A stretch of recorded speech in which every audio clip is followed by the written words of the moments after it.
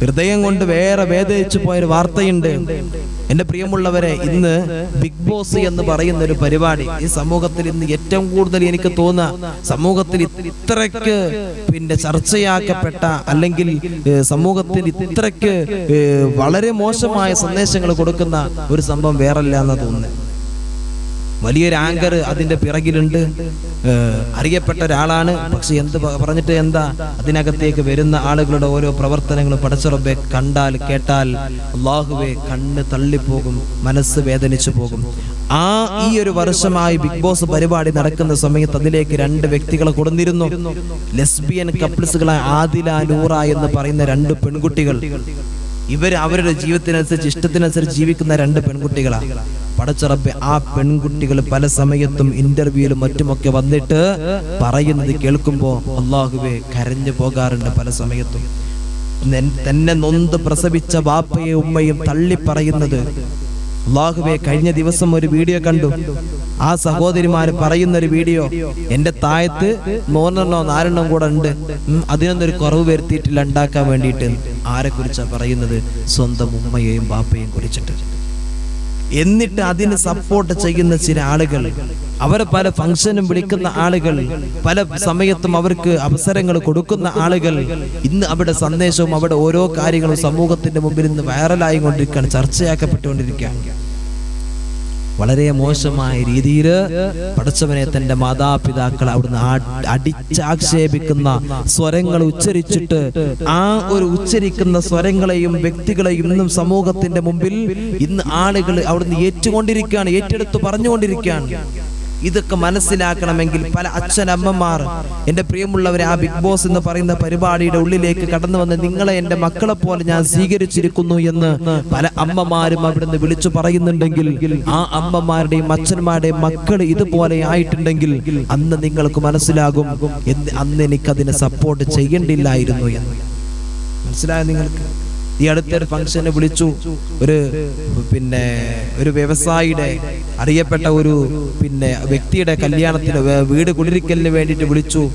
പക്ഷേ അവര് പിന്നീട് അദ്ദേഹം എൻ്റെ അറിവോട് കൂടെയല്ല എന്നൊക്കെ പറഞ്ഞിട്ട്, നിങ്ങൾ ഇതിനെ സപ്പോർട്ട് ചെയ്യുകയാണോ എന്നൊക്കെ ചോദിച്ചപ്പോ എൻ്റെ അറിവോട് കൂടെയല്ല അവർ വന്നത് എന്നൊക്കെ പറഞ്ഞിട്ട് വളരെ രൂപത്തിൽ എഴുതുകയും പിന്നീട് അത് പിൻവലിക്കുകയും ഒക്കെ ചെയ്ത സംഭവങ്ങളൊക്കെ എൻ്റെ പ്രിയമുള്ളവരെ കാണാനിടയായി.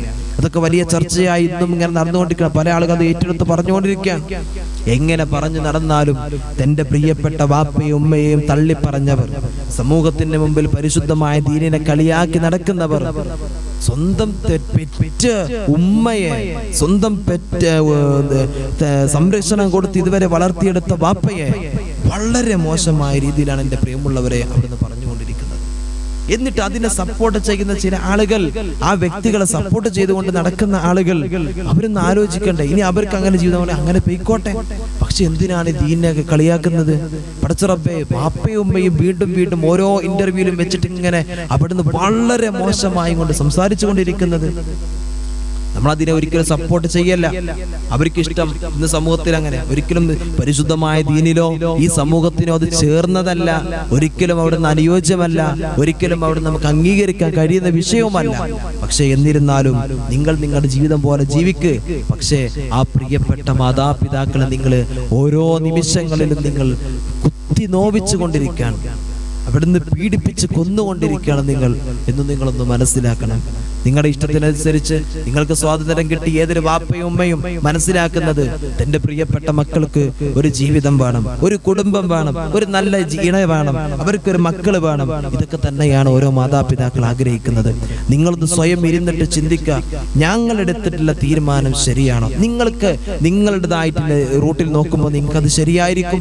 മനുഷ്യന്റെ സ്വഭാവം അങ്ങനെയാണ്. എന്താണോ മനുഷ്യൻ ചെയ്യുന്നത് പറയുന്നത് അത് മനുഷ്യന് ശരിയായിരിക്കും. എന്നാലോ നമ്മുടെ ചുറ്റുഭാഗങ്ങളിലേക്ക് നോക്കുമ്പോഴേ, അല്ലെങ്കിൽ ചുറ്റുഭാഗത്തുള്ള ആളുകളൊക്കെ നമ്മൾ ചെയ്യുന്ന കാര്യത്തിലെ ശരിയെയും തെറ്റിനെയും തിരിച്ചറിയാൻ അവിടുന്ന് കഴിയുള്ളൂ. മനസ്സിലാക്കണം. അപ്പോ സ്വന്തം മാതാപിതാക്കളെ ഇങ്ങനെ അടിച്ചാക്ഷേപിച്ചുകൊണ്ട് നിങ്ങൾ ഓരോ സമയത്തും പറയുമ്പോൾ അത് നിങ്ങൾക്ക് തന്നെയാണ് ആപത്ത് എന്ന് നിങ്ങൾ മനസ്സിലാക്കണം.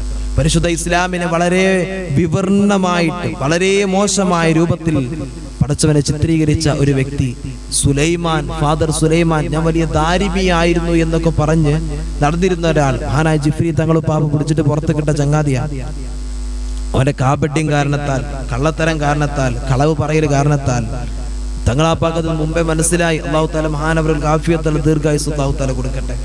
ഇന്ന് സമൂഹത്തിന്റെ മുമ്പിൽ നേരം വെളുത്തിട്ട് മൊബൈൽ എടുത്തു കഴിഞ്ഞാൽ ഭാര്യയും ഭർത്താവിന്റെ സ്നേഹത്തിന്റെ പ്രകടനങ്ങളും വളരെ റാഹത്തോടു കൂടി സന്തോഷത്തോടു കൂടി ജീവിതത്തിന് വേണ്ടി സമൂഹത്തെ മുഴുവൻ ഉപദേശിച്ച് നടക്കുന്ന ആളുകളായിരുന്നു. അവസാനം തച്ച് തലയുമൊക്കെ പൊട്ടിച്ച് സമൂഹത്തിന്റെ മുമ്പിൽ ഇന്ന് അവർ അവഹേളനത്തിന്റെ വാക്കുകളുമായി കടന്നു വന്നിരിക്കുകയാണ്. അവിടെ ആ സ്നേഹത്തിന്റെ കഥകളൊക്കെ പടച്ച റബ്ബേ, ഭർത്താവിനെ കെയർ ചെയ്യേണ്ട രൂപങ്ങളൊക്കെ ആ സഹോദരി പറയുന്നത് കേട്ടാൽ, ആ സ്ത്രീ പറയുന്നത് കേൾക്കുമ്പോൾ അല്ലാഹുവേ പടച്ചവനെ നമ്മൾ തന്നെ ചിരിച്ചു പോകും. നമ്മൾ മനസ്സിലായോ?